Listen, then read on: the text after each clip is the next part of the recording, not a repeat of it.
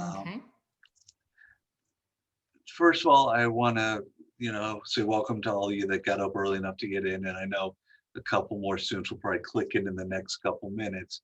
But today I am so lucky to have someone joining us that I watched and admired just on TV. And then one day got lucky enough to actually be interviewed by her and meet her in person. And our guest speaker today is Andrea Robinson.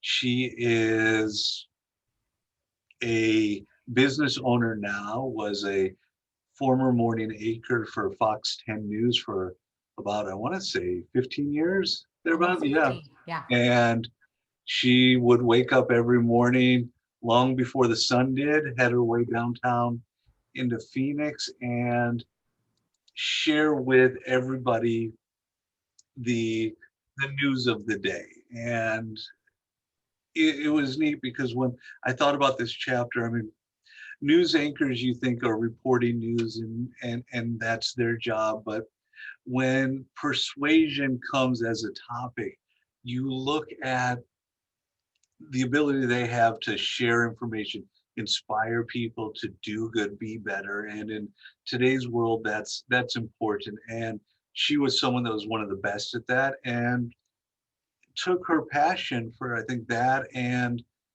family time and free time and sleeping in a little bit and created a company out of that passion to inspire others.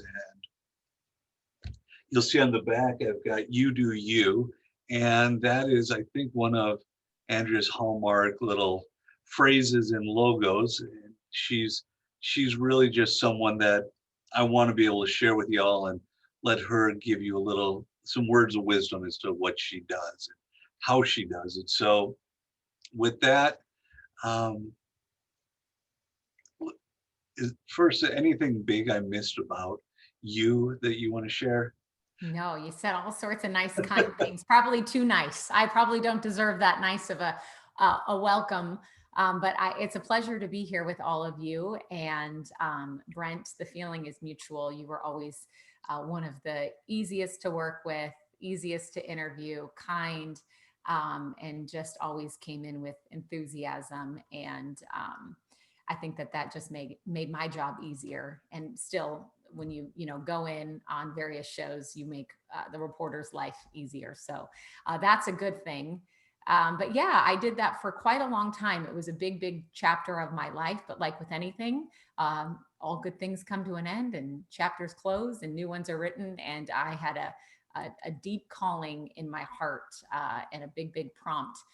And it was a good year in the decision-making process to leave that, but it was in due time. And now here we are today in the media world. It's definitely not the media that I remembered being a part of. And I think it's a little bit harder to sort of represent exactly what you were just talking about in bringing some light and hope into the world. And I will say that, being a morning anchor, I think there was just a different energy and a different vibe than, say, you know, a different time slot, because it was such an intimate time with people, and there was a deeper connection with the viewers. It truly, really was like a family when you spend day in and day out with viewers connecting. Even though it's through TV, I got to know them in such an intimate way. And so I felt very called to treat them just as I would anybody else, a good friend, family, and so forth, and to connect with them in that way. And I think that's where loyalty comes in. And I think that's where the draw was with our show, is the ability for everybody that sat on that show, the ability to do that. So yes, when I left there a couple of years ago, I moved into a different capacity, but much of what I'm doing now, I kind of did then. I was never like the reporter that just spewed out news all day long, and that was not what my social media channels looked like or reflected. It was really helping us to recognize how we ourselves can show up to the world with a different vantage point, a different view, a different light, and actually change it slowly but surely, and impact and influence the people we are so connected with, that we do have the ability to to do that. And it actually is a great responsibility and something that we all really can take ownership of and are very capable of doing. So that's where we are today. And yes, you do you. I mean, obviously, lots of people say that, and I think sometimes that sometimes gets a little bit of I wouldn't say negative, but it gets a very selfish tone to it. And for me, the way I look at it is not you do you, disregard everybody else, plow forward, don't connect with people. I just feel like in a world that we live in now, we are really sort of conditioned to be a certain way. And sometimes when you go a different direction, for me, that is what you do you looks like. Sometimes your calling on your life and your prompts that are in your heart and the things that you start to follow and the things you start to move towards doesn't look like the world, doesn't look like what you've been conditioned to do or to believe or think or be. And that, in my opinion, is you doing you. It's being brave enough to walk a different path, one that you feel greatly called to. It's being having the audacity to again show up with this bright light in a very dim world and speak a different truth. And it's just being able to, over time, really become, I always say, like that person we once were years ago. And I always use my daughter, who's 8 now, as a great example, because I think we all, even you men that are here with us today, we all had this inner child inside of us. We were all 7 or 8 once, where we, laughed without regard. We walked our own path. We were ourselves. Like we were like who we, right? We weren't afraid of people's opinions. We weren't afraid of what they might think of us. We forgave really easily. We loved really big. We just were us. And I think that is possible again, but it takes a little bit of self-work to kind of bring us back so that we can walk your path, the one that, I believe, God so beautifully created uniquely for each and every one of you. So that's what I'll add. That's great stuff. And for all of you who are, I mean, maybe thinking, gosh, where am I going to go in my career? What's going to happen? I do want to just kind of point out one great thing. Andrea went to ASU and got an internship at Fox 10 and took that to, I mean, and especially in the news business, nobody does that. So there's the ability to sit there and say, I find a place I'm comfortable with, I'm happy with at the time. And even if you are just a college student working there for free for a while, you can make a life and a career out of that place if you present the right opportunities and options. And I think that was like, I mean, that's a cool thing about, that's so different than you see so many people having to go from job 1 to 2 to 3 to 4 to 5 to find that happy place. I mean, you found it in college.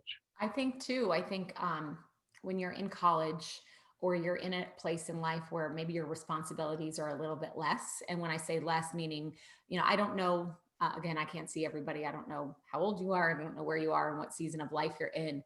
But I think that as we grow older, right, our responsibilities grow greater. And so I think that taking those risks or taking those things that, like, okay, it's not going to pay me money right now, but what will I gain from it? Will I gain knowledge? Will I gain some sort of experience? And I think, and I'm going to say this in that I think that right now more than ever, I think I think sometimes we dismiss experience and knowledge, and we just look for the money. And I get it. We have to have money. We have to live. We have to do those things. But sometimes if you are in a position where the responsibility isn't super great, right? Like you can live on less, but you have this great experience or this great opportunity that you don't know what it will turn into. Because when I took that internship, I was just kind of like, I knew one thing. I didn't want to move to a different state to start a TV career. I didn't want to hopscotch. So my thought was, I'm going to go there, I'm going to gain experience, and I'm going to decide if this really truly is for me. And had I not taken that internship, which was so not glamorous and it was so not anything great, but there was opportunity that came my way there. There was doors that opened that I walked through. And I still look back and I think, okay, I never want to regret something. And that was what I did all through that career. Every time something new opened up, a new door opened up, I'm like, well, I don't want to 10 years from now say, what if I would have not taken that? What if I would have walked through that? And so yes, is it scary? And yes, it's not perfect, right? Because in your mind, you're going to leave college, right? And you're going to have this great job offer that's going to, and my husband and I say this all the time too. We speak to a lot of college age students, and what I think that I was guilty of too at times, and I had to just get rid of that thought, was I expected to leave college and still and have the lifestyle that I saw my parents had. Well, my parents spent 30 years building that lifestyle, right? 20 years building that lifestyle. So they've made jumps in career and they've made moves and things like that, but they didn't get to that point right out of college. So it's something really great to keep in mind, that it's a step, right? It's step forward, step forward, step forward. And not every step forward comes with maybe a bigger paycheck, but it might come with more knowledge. It might come with more opportunity and connection. And connection, I'm telling you, if there is one thing that you should not dismiss in this world that you're, working towards becoming a part of as far as your career, connection, because everybody knows everybody. It does not matter what world or what space you're going to be working in. And your reputation absolutely becomes your resume, more so than what you've done in the past. Like that will sell you over and over again. And they always say Phoenix is the biggest small city out there. Yeah. So Yeah, it's amazing how many people know each other. sure. With kind of getting into the chapter and talk about persuasive messaging. I mean, your career now is focused on persuasive messages, I think. And share with us, I mean, how you think they work. And I mean, I think even if we attach a little bit with what you do with your husband with the finance part, and I mean your thing, I mean, persuading people to believe in themselves might be some of the hardest persuasion you deal with. Yeah, I agree completely. But persuasive messaging, I think, will always be the strongest way to sell whatever you're selling, whether it's yourself or a product or a service.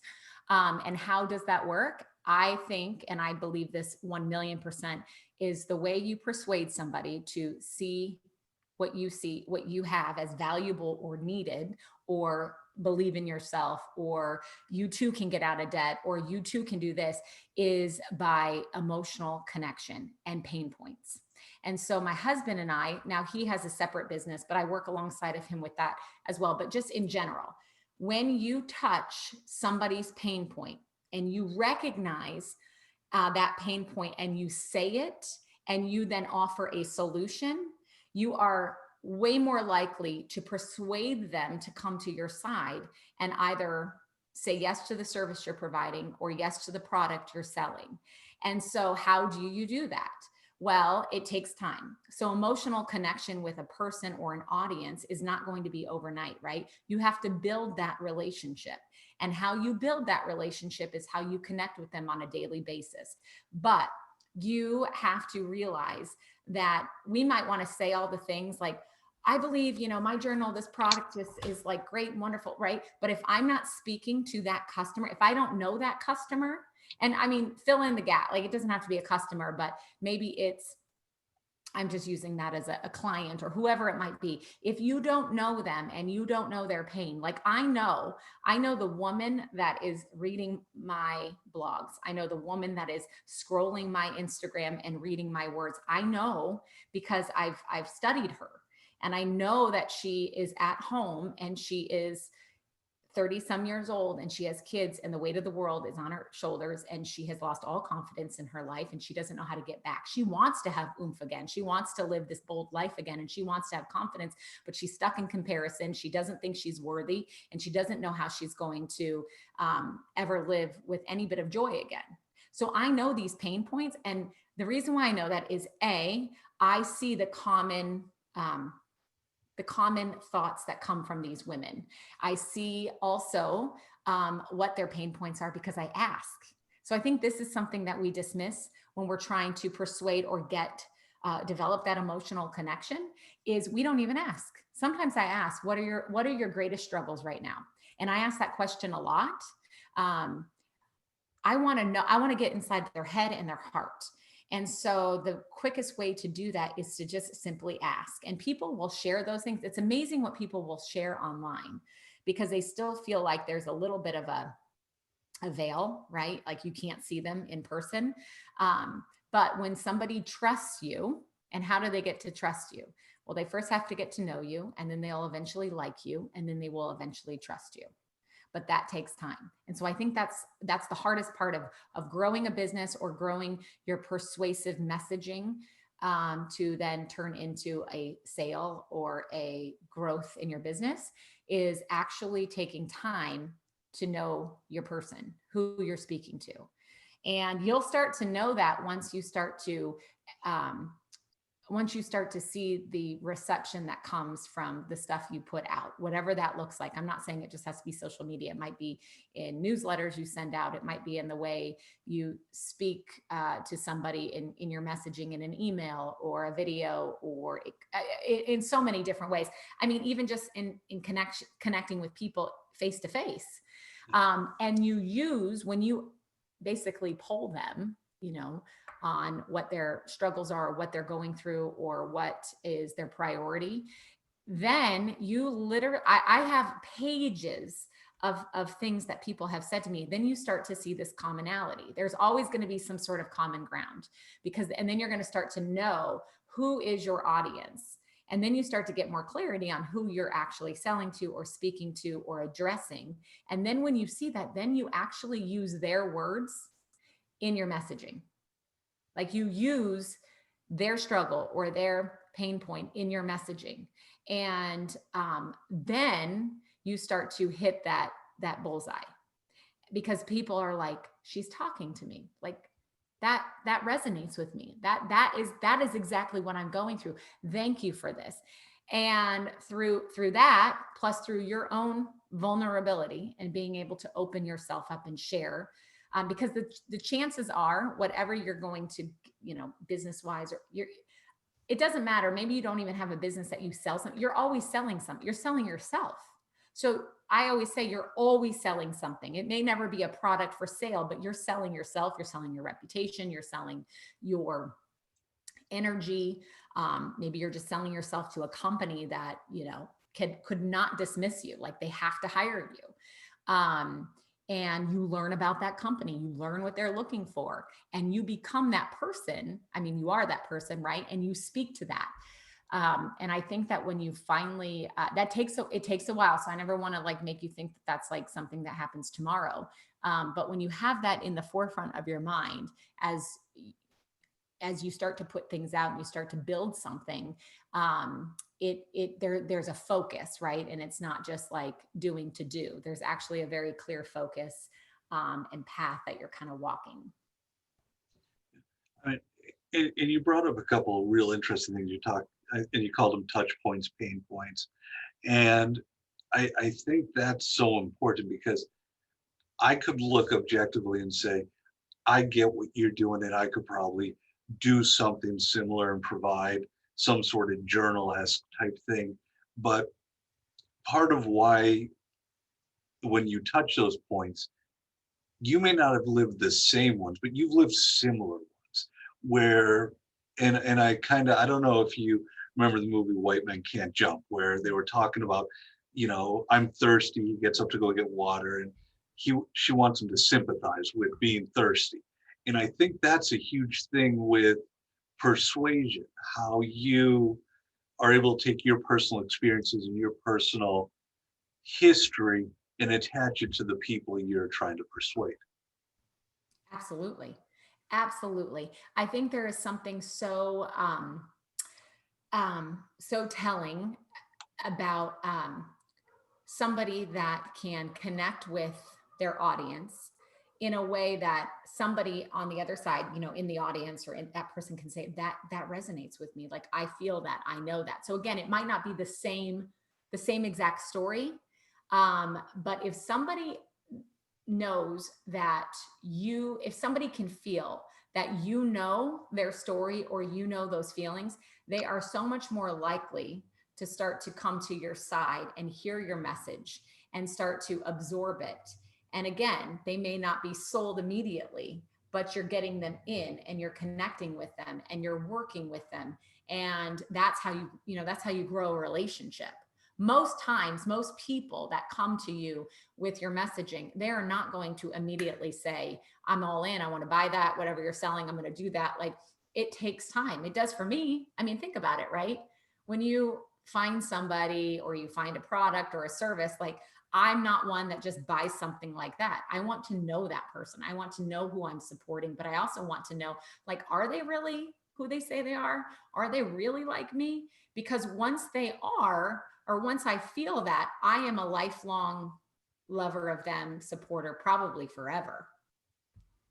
Yeah, no, I think that's so true. And I mean, I kind of want to take a real quick, like, out into left field thing that I think signifies what you're saying and makes it so true. And I hope you don't get upset at me for this, but I mean, everyone kind of looks at TV personalities and says, "My God, I mean, I want to go do that. I want to just make tons of money like TV people do." And I loved your story and your husband's stories about fixing your finances and the idea of being able, because usually you see people on TV say it's so easy to pay down your debt, stop doing this, live within your means. And it's usually people that have tons of money saying that. And you're like, they don't get it. They don't understand what it's like to have to put stuff on credit cards and all this. And your connection and the connection you guys were able to make to community members to bring that message out, I think is really like what this whole chapter encompasses. And I know we didn't really talk about this, and I apologize for kind of throwing it out, but it's like hearing you talk, that just brings that up in my mind. Yeah. Well, um, I think that we all, as if I was like not in TV and I was looking, you look at them almost, you almost hold them a little higher on a pedestal, which you shouldn't, because they're normal people. They have normal problems. Some of them have a lot of problems. Uh, uh, they all have, I always say everybody has stuff, right? Some people are just really good at concealing their stuff in a pretty little bag, and they put a great little masquerade on and a great little mask on, and then all that does is further disconnect that person from who they are trying to connect with. That's all it does. But again, I always say that takes self-work to be in a place where you're brave enough to just say, this is who I am. I have made mistakes, but those mistakes are not who I want to be forever. It's not my identity. And this is how I've moved through this. And that was my husband and I, right? On the outside, years ago, we were very good at masquerading. We were very good at putting on a mask every day. And the girl on TV and the firefighter, like, we're going to live this high end life that we really we couldn't support, right?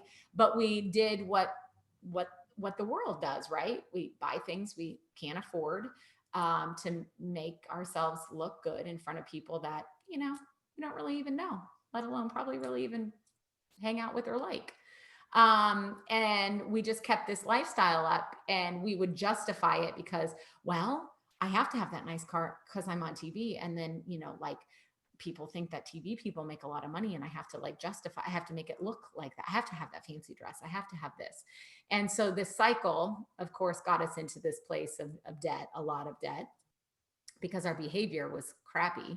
And we didn't understand. We were living a life for everybody else to look at us and say, oh, they've arrived. They know what they're doing. And it was exhausting because it was such a lie. And for us, I think everybody, I mean, I hope, gets to a point in life, and not that I want people to get to a rock bottom moment in life, but I think we all have to have a moment like that where our lives are like so shaken up, and we're just like, is this how we're going to live forever? Because when we were in our 20s, like, we still had a long life ahead of us, and we were just starting a family with a young baby. And I mean, had we not made that decision 10 years ago to start living radically different and basically different than what the world looks like, then I don't know where we would be today. I probably wouldn't have been able to make the decision when the opportunity came to leave my career in TV if we were still slaves to the lenders that we owed so much money to and lived under so much debt. But I just think, again, a place to get to a place like that, you have to get to a decision of like, who do I care more about? Do I care more about impressing those people and living this lie? Or do I care more about what my future is going to look like? And it's scary, right? Because you have to say no, you're exposing yourself. Now, the people that thought me and my husband were doing really well, now they know the truth that we weren't. But once you get through enough of those moments of like, just like ripping the Band-Aid off and like, we aren't who we said we are, we made some bad decisions, we got ourselves into debt, but we're going to move forward in this, and we're just going to be honest. Because here's the thing, at the end of the day, honesty always wins. And your integrity is, again, your reputation, and that is your resume in life. And more people are going to be drawn to people that are honest and full of integrity and have a good standing character, that can stand up and say, I failed and I messed up, but I'm doing something to make it right. And this is me. And I like people like that. I learn the most from people like that. So we chose that day. We're like, we want to be those people. We don't want to live this life like this anymore.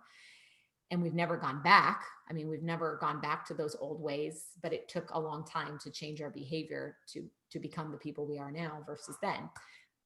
But again, it's all a part of, again, I think that goes back to the idea of vulnerability and honesty. And those two things go hand in hand. That's great stuff. Persuasive messages, they typically, you're either going to hit somebody's heart or you're going to hit somebody's brain. But the messages are different, that it can go both ways. How do you decide what you're going after? Is it the logical thing that says, yes, I need to do this? Or is it the heartstrings that you're pulling at that says, God, I really want to do this? I think that I always go for the emotion first, because I think the logic follows. I still think, even though we know that, we really don't make drastic change in our life until our head and our hearts are kind of like in sync, till the logic and your emotion. But I think a lot of times people tend to get drawn in first by the emotional pull that you're able to transcend to them. So persuasive messaging, again, for us, and say if you were, my husband, of course, is a money coach. So he's touching on the pain points of overwhelm, stress, shame, guilt, never going, worrying about your 401k, worrying about ever being able to retire, worrying about if you'll ever be able to take a vacation without, a bunch of debt following you back home. So he can recite those pain points to somebody, because we felt those, like we truly know what those pain points feel like. And many people, when they hear that, they're like, oh my gosh, that's me. And I don't know a way out. And so once people are like at that point in the road and they hear that persuasive messaging of, I know you think you're too far gone. You think your situation is too hard, or you'll never be able to handle it, because then you are now discounting their reason why they wouldn't do that. So first it's the emotion, and then you come and hit them with the, I know what you're thinking. You can't do this, and this isn't for you, and your situation is too dire and all of that. Then you come in, okay, after that with a solution. So when you come in with the solution, now the logic part of their brain starts to hit. They're like, oh, I don't want to feel overwhelmed, shame and everything. And oh, he just called me out. I just said, I don't think I could ever do that. Like, he doesn't know me. He doesn't know my situation, but maybe he does, because he just talked about it. He just spoke to it. And then he offers the solution, the logical solution. And that is, so for his business, I'll give you the example. It is a, 5-week program where he is in front of students, in front of clients, and he is showing them the way and telling them, this is what will happen in 5 weeks. You'll save $500. You'll also have figured out how to do a budget. I'm going to show you how to do it. And we're going to, in 5 weeks, have a tool bag filled with the tools that now you're going to rinse and repeat for months and months and months and forever to come. And that's how you're going to slowly get to your goal. So emotion first, and then he kind of squashes the reason why they wouldn't want to do this, and then he comes in with the solution and how he's going to do that. And so for me, I build this community, and we have products. I think the biggest, simplest product we sell is the journal, but same thing. I emotionally hit them with, I know you think like, I'm never going to love myself again. I'm never going to be able to find anything good in my life. My situation is too dire. I have too much trauma, too many circumstances that you know nothing about. Like, that's what they'll say, right? And I come at them with, like, I know I've walked the road of grief. I know that I've been in a dark place where I thought that like my life couldn't go forward and I could never get out of this depression. I know, I get it. I know I used to chase all of those things too. So I'm speaking to them. Then I come with them. I know what you're saying. You don't have time for yourself, right? You've got kids. They get up early and you need your sleep. But you have 5 minutes. You have 5 minutes every day, because you have 5 minutes right now. You're scrolling Instagram and you're reading this.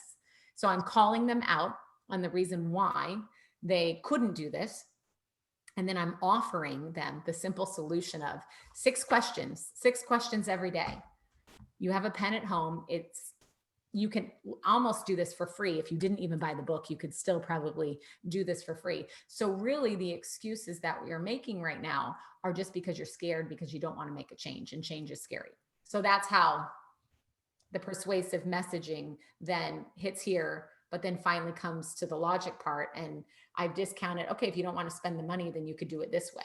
But it's really just a time thing. And I'm scared because anytime we make a change, right? The change is scary because it's unknown. We don't know. What if it doesn't work? And I always say, if it doesn't work, so I give them all of the reasons why it will work. And if it doesn't work, what harm is there? And there is no harm, because if it doesn't work, they just go back to their old ways and they can keep feeling like they've been feeling. Yeah, I mean, that's so true. I mean, giving them that option and the way to go.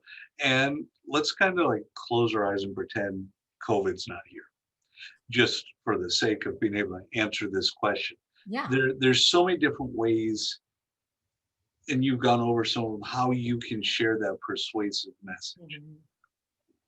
I mean, ideally, is it better to get, because I know you hold the group, meetings in the coffee shops or the different restaurants. Is it better to be face to face with someone? Are you going to get further? Is it better for it to be online? Like you said, there's that sense of security. What what are the different ways in which you can share your message, and which one do you think is the best? I think that I don't think there is a right way or a wrong way. I think that there are pluses to all platforms and all different sort of opportunities. I for one, I do believe that in-person connection, that I think our world, I love in the fact that it is very much technology driven, and that does help us reach a lot more people. But I think sometimes we discount the impact and influence we have in a face-to-face meeting with a person. And sometimes I think that we think that that doesn't count anymore, and that's not important. And I think sometimes we get this idea of like, I just want to reach a lot of people. And you have to realize, like, do you want to reach a lot of people and just sprinkle your message, or do you want to hone in on your message and reach a small amount of people and transform their lives drastically? And so I think there's different ways I think it depends on what you are trying to accomplish. Sure. I think that we can't discount or discredit social media, right? I think that that is a huge way to open the doors and widen sort of our arm reach to bring lots of people in. But I think if there is an opportunity to get in front of people, and that's why I think in some of your questions that you had sent me earlier, I'll just touch on this. So I think words are wonderful, but some people don't like to write, right? Like, and some people, their copy and all of that, they can't get their emotion out. I think that comes with time. I think you get to that point once you really know who you're talking to. Yeah. But I think that there is also something that just can't translate well in words sometimes as it can face to face. So I'm just, again, just a sorry, I'm at in my home office and I just saw somebody walk up. I don't know who that is. It's okay. I'm sorry to be distracted, Oh, no. but I think If you have to that, get um, up for a second, yeah, it is. I'm sorry. Let me just make sure that okay, I don't, it's a neighbor, but she looks like she knows what she's doing. So I'm just going to let her do her thing. Um, so I think that like video, email messaging, I think that that is huge. Because I think you can really translate your emotion and feeling even better when somebody sees you, right? And they hear your words, but they see you speak those words. They see the tone, they see the look in your face and all of that. So I think that that sometimes is a really great way to share a message. And so sometimes, like, if you don't want to write an email, maybe it's just simply, there's so many great options how you can, throw a video into an email to share a message like that. I think that people are like, oh, but I'm scared, I don't want to be on camera. But I think, again, when you know what you're sharing is good, right? And it can help people, and that that persuasive message is really just to bring people over to share, the gift that you have to persuade them to a change that will help them.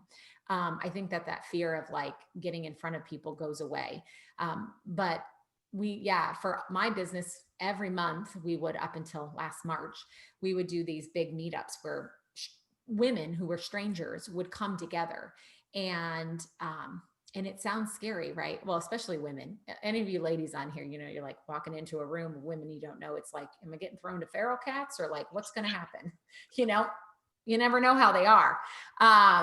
But I think when you do something like that, so I had worked really hard to try to create a community that was safe and embracing and loving and encouraging. And that was the only thing that we were going to allow into that community. And the minute there was something negative or harmful, out.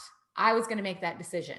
So because that community was built on that foundation, and there'd been months of working that, now also, this is 14 years in the making. Many of this community was like loyal viewers that, would have like literally, like, I grew up with, right? I got married on TV, had babies and all that stuff. So I had already created a lot of that, but I wanted to keep moving forward with that same messaging. And so then when we transcended into this idea of meeting in person, they already knew that I had already created a safe space online for them. So in person was going to be no different. So then that's when the magic happened. We got in person and they just felt safe.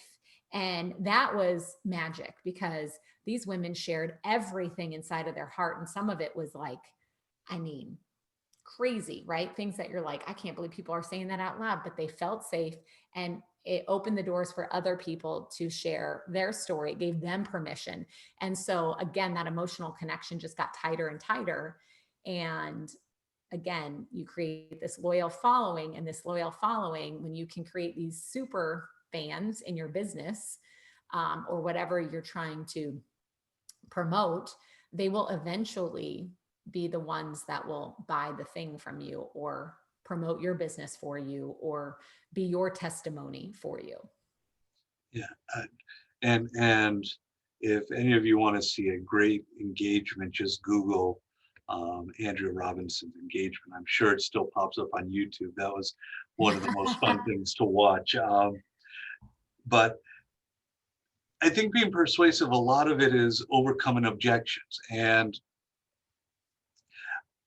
I see such a difference in difficulty in doing that between sending emails, sending videos, and being face to face. And in both your different business avenues, I mean, the objections are always going to be there. From the I don't think she gets it, to I can't make myself better, to whatever that objection is. How do you overcome those objections and get people to believe you're really there for them, not for the dollar they're going Not to for give? the, well, I think that before you ever ask for, a sale, you again create that connection with them. And you create that connection, once again, I'm kind of reiterating, but through vulnerability, and through sort of exposing your own self, to allow them to really believe that you are just like them. and that I think was always one of the great measures. Was often the more I would expose and share, the more people would say, wow, like, I'm just so glad that you're human like me, or I never would have thought that that was going on. And so you kind of break down this wall that they've built up between you and them, thinking you have no idea what I've gone through. And then when you're like, but I do, and here's what I've gone through. Then, you get to a point where they trust you. They trust that you have shared so much of your heart and your free content, that eventually, when you then share things that support your business or things that you actually have to buy, because they know, like, and trust you, and because they actually feel very connected to you, because they feel like you're just like them, they're way more likely to buy a service from you, or to trust that the product that you're offering them is something that truly will help them.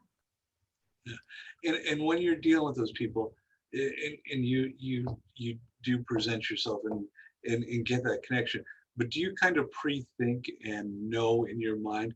Because unfortunately, we do still have to sell things and we have to make money. So Mhm. do you think about, this is what the most likely objections are going to be, and this is what my response to that is going to be? Mhm. Yeah. Yes. Well, and I think that, there are always going to be people that are like, even, a 20 some dollar product, like, that's not going to work for them. That's too much. So a, I always have an option for everybody, right? So there's so much free stuff, but there's also free options, as far as, like, you don't want to buy the journal. Here's a free introductory option to it, like, just so you can get started in this way. And so, without, like, sounding too much, I don't want to confuse you all too much, but, like, when you again are, like, in there to sell something, right? There's all different levels of selling. So for me, one big part of my business is growing an email list, because that's gold to me, because no one can take that from me. Social media is a whole different ballgame, and you don't ever know when that'll go away. So how do you get people into your email flow? You offer them things. You offer, hey, you offer them a, again, if I'm talking, if this gets too confusing, just shut me down. You offer a lead magnet, which, again, you want them as a lead. You want them in your workflow. You want them, because if they're new to you, right, you have to grow that emotional connection. So for me, I grow that based on an email I send out every Friday, and it's free. Anybody can be a part of that, even men, even though our community is more women based. But with that, all I want from that person, I don't want your money. I want your email address.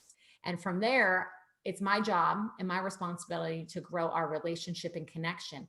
And then eventually, when somebody knows me, then starts to like me, hopefully, and then starts to trust me, hopefully, then when I offer a service or I offer a product, they are more likely to buy it, because they feel like they really know me. So that's, like, a really great way to get in and really squash the objective of, like, I can't do this because I don't have any money.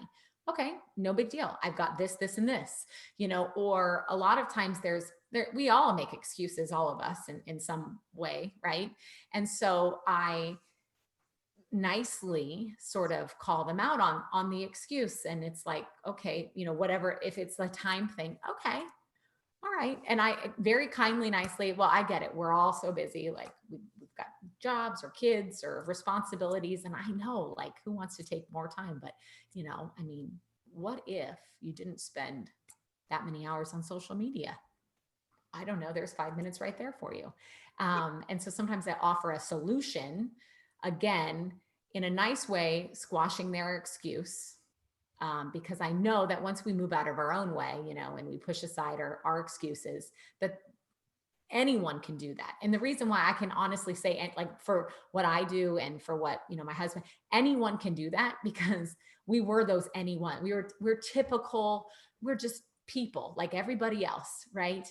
And if we could commit and find some consistency in taking those steps, anything is possible with a good solid foundation of a habit. And so most of these people just feel like they can't do it because they don't have that habit. So I want to show them what consistency looks like. I want to show them that, like, I'm just like you, and I have all the excuses too, because I still make them for myself.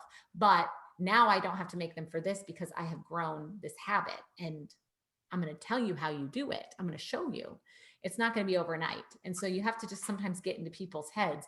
And sometimes I think you have to spend time with people, right? And sometimes that's a little exhausting. And I'm not very great with really setting a lot of boundaries with how much I give to people. But sometimes I think it's worth it if I can get them to that point, because ultimately, like, I don't want just to make, I don't want, I mean, of course we all want to make money and I want that, but ultimately I just know that if they chose this, I really believe that their life would improve drastically. And that to me is worth more than the sale of a journal.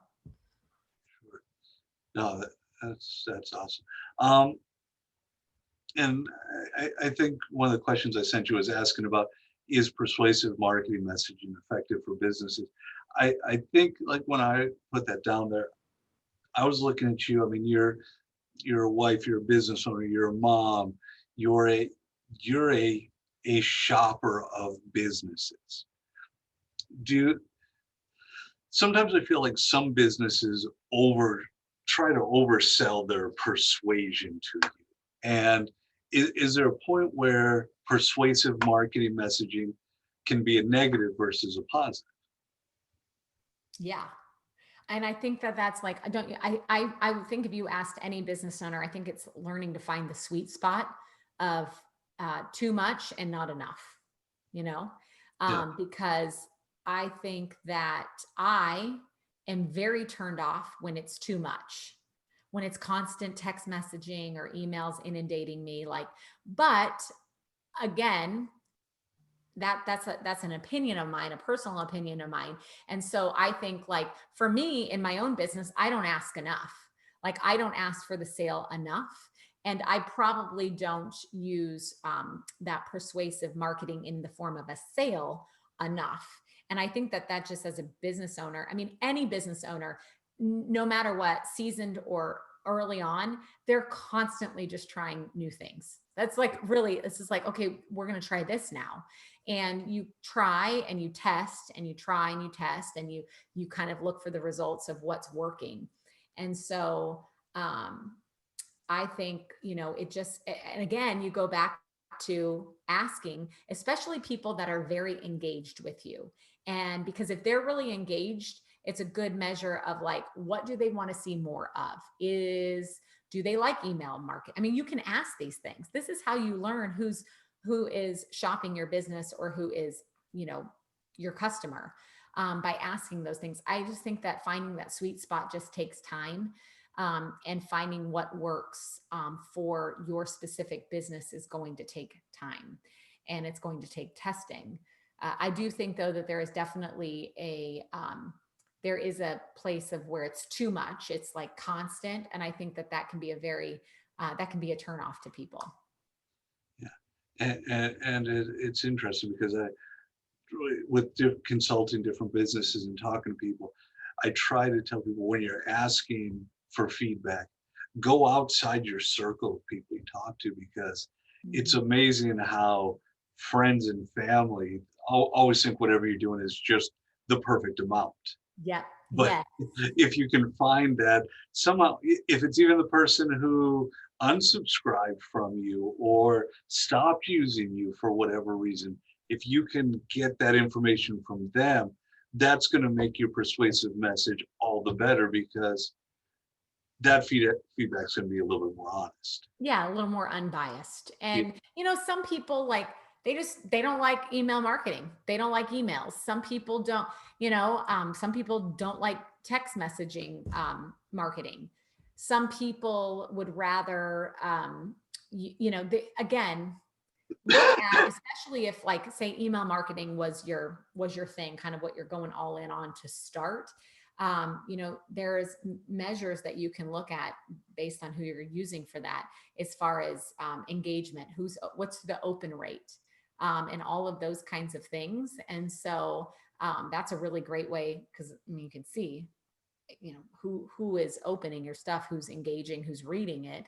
And then, like you said, if you're having a high number of unsubscribe people, then why is it that you're hitting them too much, not enough? And sometimes, sometimes it's just specific to that person. And I don't think it's necessarily really showing of what everybody thinks, but I think unbiased feedback that you ask from somebody a little bit more outside is always a good thing. Yeah. And I think you bring up another good point. Technology is important to properly utilize it, because you're able to see what you're doing and where it's doing well, not well. I mean, you're on Facebook, you're on Instagram, you do the emails, you do all the different avenues and places where people can find you. But if you don't properly track where people are finding you, again, it gets to, am I spinning my wheels in one place for too long when I'm really missing the boat somewhere else? Absolutely. I mean, where's your energy and effort going? If it's going to a place where there is a return on that in some way, whether it be engagement or or sale or something like that, then it's probably you're spending a good amount of time for good reason there. But I'll give you an example. This was right after I had left, and I was just kind of slowly starting this. On Facebook, on the Facebook side of things, we had a pretty big following, but I would always spend more time on Instagram, which had a decent following but not nearly as big as that. And when I looked to see where the conversions were coming from as far as sales from our online store, they were coming from Facebook, and I wasn't spending near as much time on Facebook. So that told me maybe I need to put a little bit more energy there and still put some energy into Instagram, because the engagement is still good, but the return, monetarily speaking, was bigger in Facebook. So it's really great to go. I really hate numbers. My husband's much better at it, but to look at the back end of things and to see what is actually happening. I actually have to make a conscious effort to look at that stuff and measure it, because what gets measured gets managed. And so if we actually can see where the fruits of our labor are actually sprouting, then it's usually a good place to spend maybe a little bit more energy at targeting. And I mean, I think it's so true, because even you said at the very beginning, if you're not selling something, you're always selling yourself. So Exactly. getting that feedback, and if it's some way just to see it and make the next one just a little bit better than the last one, with whatever that persuasive message is, it it increases your possibility for success Mm-hmm. Yeah. so much, so much more.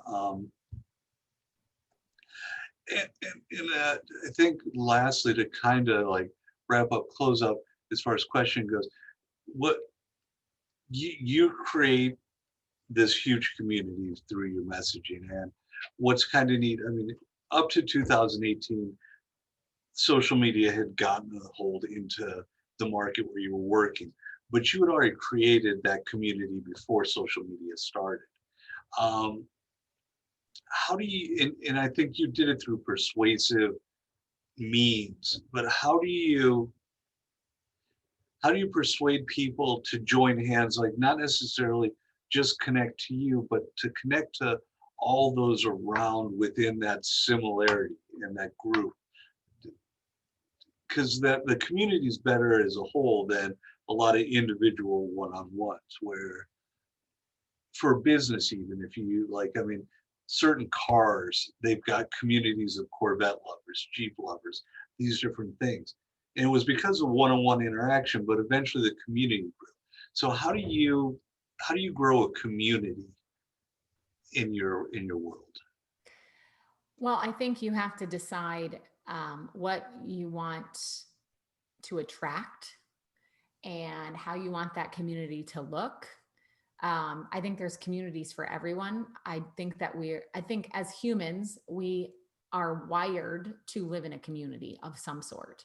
And whether it is your business that is drawing in the community or something, But if you are going to take the ownership of attracting a community or building a community, then it starts and ends with you every single day. So you can't say, I want this community that's founded on, love and saying this in my sort of realm. I can't say I want this community that's built on love and encouragement and support, because I know when I can get women to change their perspective on themselves, to learn to love themselves again, to find that inner confidence that they once lost. I know if they can do that for themselves, then they go out there and impact the other communities that they're a part of. So it's like this trickle effect. But I can't say I want a community like that stands on that firm foundation, yet maybe I myself am acting a different way in another community, right? So Andrea Robinson is Andrea Robinson in Facebook land as she is in my home right now too. Like, so who you want to be and who you want to attract, it has to be the same across the board. You can't just say, oh, this is my business hat, this is what I want it to look like, and this is who I'm going to be, but then I'm going to go out into a different world that I'm a part of, and the encounter I have is going to be everything but that. Does that make sense? You can't play a role. What's that? Yeah, exactly. Yes. It's got to transcend across all aspects of your life, because no matter what people say, there is, yes, should your work and your business can it be separate from your personal life? Sure. But the person you are, the person that because you are your business, right? You are the pillar of it, and you are the one that is the queen, king marketer of your business. That person has to be the same in every aspect of your life. And so it actually does blend a lot. So it really, do you want your business to reflect who you are as a person?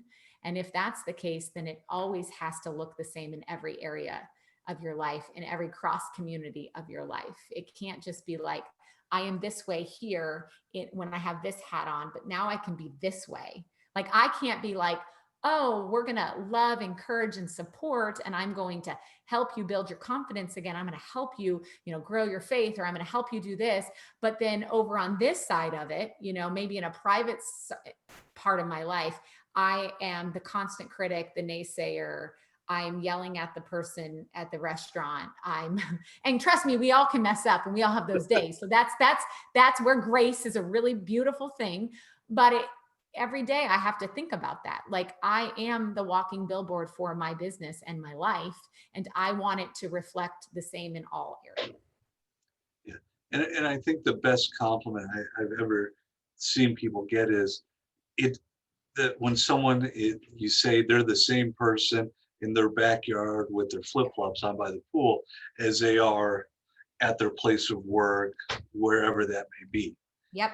And I think that right there, when people see that, or, not everybody is going to be able to be that testimony for you of like, I know you in real life and I know you in this life. But if that is the feedback you get most all the time, it means you're doing something right. Yeah. And I know plenty of people, and I think that then, I know plenty of people that I'm like, they're not what you think, like here, they're not like that. You should write a book one day. There's a big gap in between. And so for me personally, I will be less likely to probably buy into what they're persuading me to believe or see or buy, because something doesn't feel honest. Yeah. And that's a neat thing about your gut. Persuasion, I think, is all based on, and you've said it time and time again, integrity and truthfulness to yourself. Yeah. And I think we as consumers can kind of see when somebody is sharing their true self and saying what they went through and touching those points, or just reading a script saying, I need to tell you I did this, but I didn't really. Yes, exactly. And that authentic nature is so there. I'm going to ask just the last question of the day, because I learned in interviews, this is the question you end with. Did I miss anything? Is there anything else you want to add? No, I mean, you're so on point with everything. I just think that, I think it gets overwhelming when you think you have to have it all figured out, especially when you leave college. I felt that. And what I've learned now, this far away from all of that, is actually nobody has it completely figured out. Even people that are veterans in this space, and everybody, I think when you put on that hat every day of like, there's something I'm going to learn today because I don't know everything. And when you're open-minded enough to like absorb that, and like I might see a different perspective, I might learn something, and you don't close yourself off to that, I think that's when you just become the most malleable, like ever growing, always growing person. And that always translates to, I think, growth in your life, in your business, in your career, and all of that. But like, I don't think that we're ever going to master it all.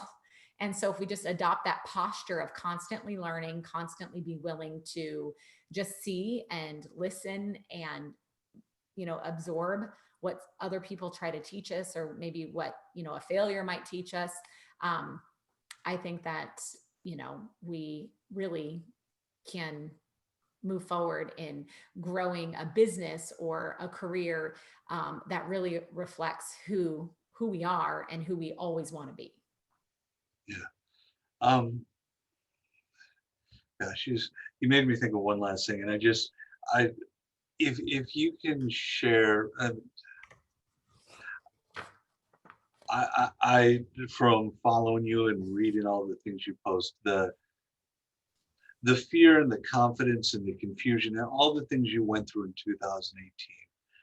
Um, how do you look back at that and say, I made the right decision, and following your dream, following your passion, and putting your priorities in a different set, what was the right move? I guess I want you to kind of, you know, asking you to inspire the world and say it's safe to take that risk to fail with the possible reward being as good as it can be. Well, I think that, when we walk into an uncertain, uncharted, like water territory, when we start navigating a deeper ocean versus just staying safe in the shallow sort of waters that many of us get stuck in, right?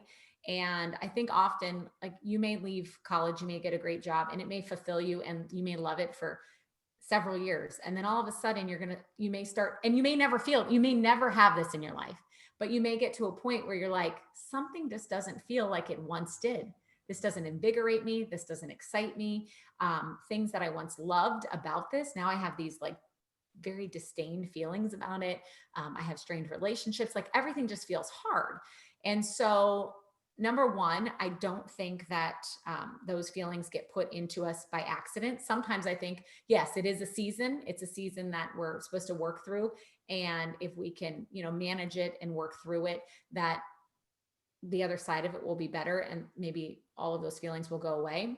But for me, I did do that, and I spent an entire year doing that, and those feelings didn't go away. So then I had to trust that this was not an accident. Like, am I supposed to feel like this forever and just deal with it? Or is it making me uncomfortable in order to make me move through this and outside of this? And I can't make that decision. And I can't tell you that just listening to that is the way. But I will say that, for an entire year, it was like solid prayer and work, and it was not just like, oh, it'll get better. It was like solid work on myself. Like, I went to a counselor a lot. And I wanted to make sure that I wasn't just like falling to my emotions and just like allowing that to supersede maybe the logic behind of it. But then when I really looked back in 10 years prior to that, or at the time, 8 years prior to that, like we didn't get stuck in debt and then make a decision to change our life to live a different way. I don't think by accident, because I know now, looking back, those feelings and all of that, everything was coming together, I think, to get me to move. I would never have been able to move onto this new chapter had we still been living like we did, because saying no to a job and not re-signing a contract would have just not been possible. because I would need the income.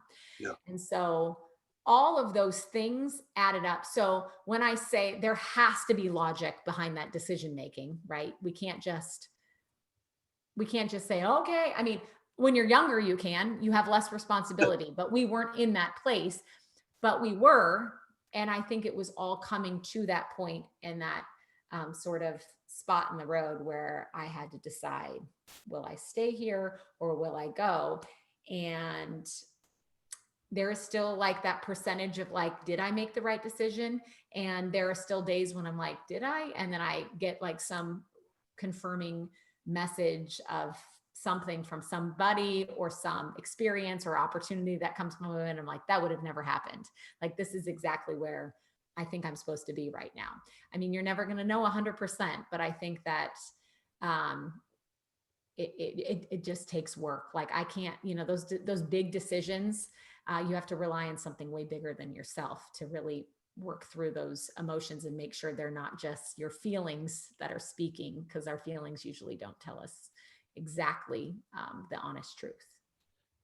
And they say persuading other people is tough, but sometimes the hardest person to persuade is persuading yourself to do what you need to do. So I think that you kind of, again, wrapped into the whole ball of wax, you've got to dig deep and have the emotion and the logic and all the things when you're persuading yourself to take the steps you want to take. Thank you so much for taking a little time out of your day and joining us. It's great to see you. And yes, you're even welcome. if it's Thank this way. you. Thank you for having me. And it was so great to see you too, Brent. Yeah. I will, I'm sure I'll talk to you soon or send you a message somewhere soon. But sounds great. All right. Thank you guys so much. Have a great rest of the week. You too. Thank you. You as well. Thank you. Bye-bye. Bye-bye.